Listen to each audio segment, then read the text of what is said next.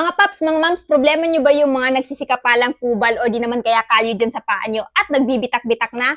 I highly recommend gumamit na kayo nitong Lanvena Remove Calyus. Paano ba naman kasi kung pupunta ka pa sa salon at magpa-foot spa, talagang mamahalan ka. Pero pag ito yung binili nyo, napakamura lang at proven and tested na at effective na. So, if ever makabili kayo nito, I highly recommend gamitin nyo to pagkagabi before kayo matulog.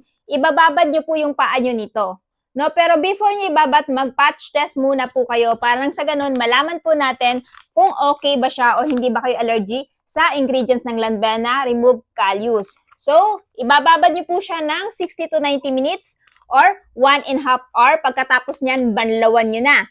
Tapos, pagka second day naman, ganun din hanggang third day. Kasi pag once binili niyo kasi ito, naka-buy 2, take 1 siya. So, pwede nyo itong gamitin for 3 days. Depende lang sa inyo kung gusto nyo ba ng hanggang 3 days or 7 days.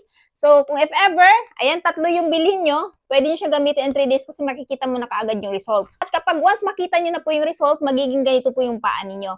At kapag naging ganito yung paa nyo, highly recommend wag nyo pong babakbakin yung kanyang balat. Pabayaan nyo lang po hanggang sa mabalik yung softness at saka firmness ng inyong mga paa.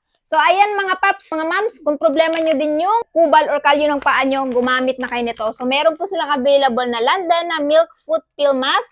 Meron din po silang Lanvena Vitamin C Foot Peel Mask at syempre itong Lanvena Coffee Foot Peel Mask. So, kung interested kayo at gusto nyo ding itry ito, idadrop ko na lamang po yung link nito dyan sa baba.